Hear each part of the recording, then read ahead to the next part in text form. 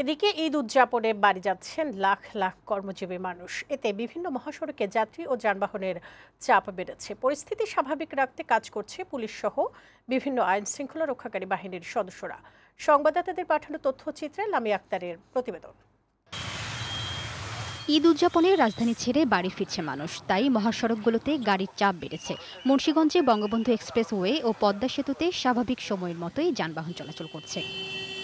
ঈদযাত্রায় যাত্রী ও যানবাহনের চাপ বেড়েছে ঢাকা চট্টগ্রাম ও ঢাকা সিলেট মহাসড়কের নারায়ণগঞ্জের অংশে। সকাল থেকে মহাসড়কের বাস কাউন্টারগুলোতে যাত্রীদের উপচে পড়া ভিড় দেখা গেছে। এদিকে যাত্রীদের হয়রানি রোধে সকাল থেকে ভ্রাম্যমাণ আদালত পরিচালনা করছে নারায়ণগঞ্জ জেলা প্রশাসন। এ সময় ভাড়ার তালিকা না থাকায় 4টি বাস কাউন্টারকে 10,000 টাকা জরিমানা করা হয়। আমাদের জেলা প্রশাসক নারায়ণগঞ্জ মহোদয়ের নির্দেশনায় আমরা নিয়মিত মোবাইল কোর্ট পরিচালনা করছি।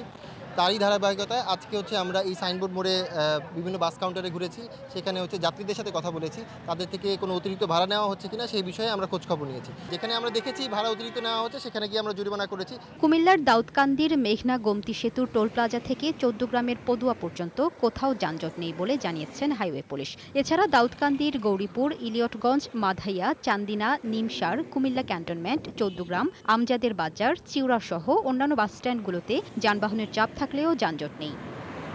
এদিকে ঢাকা টাঙ্গাইল মহাসড়কে অতিরিক্ত যানবাহনের চাপ ও বঙ্গবন্ধু সেতুতে রাতে একাধিকবার টোল প্লাজা বন্ধ থাকায় 14 কিলোমিটার অংশে থেমে থেমে যানজটের সৃষ্টি হয়েছে। পুলিশ জানিয়েছে, ভোরে সেতুর উপর যানজটের চাপ বেড়ে যায়। এছাড়া কয়েকটি গাড়ি বিকল হয়ে যাওয়ায় যানবাহনগুলো সরিয়ে নিতে কিছুটা সময় লাগে, এতে যানজটের সৃষ্টি হয়। গাজীপুরের চন্দ্রা ও ঢাকা ময়মনসিংহ মহাসড়কের চান্দনায় স্টেশনগুলোতে যানবাহন ও যাত্রীদের বাড়তি চাপ আছে।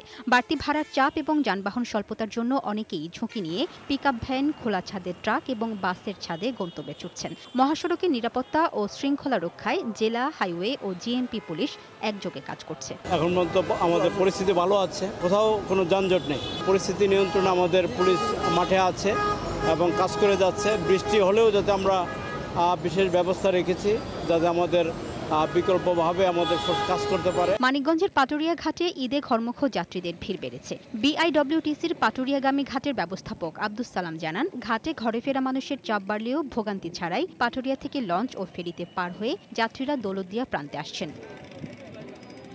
এদিকে ঈদুল আজহার ছুটিতে বেনাপোল স্থলবন্দর দিয়ে ভারত ভ্রমণে পাসপোর্টধারী যাত্রীদের উপচে পড়া ভিড় রয়েছে। এছাড়া ঈদে অনাকাঙ্ক্ষিত দুর্ঘটনা এড়াতে কোস্টগার্ড পশ্চিম জোনের সদস্যরা মোংলা নদী ও মামার ঘাটে বাড়তি নিরাপত্তা জোরদার করেছে।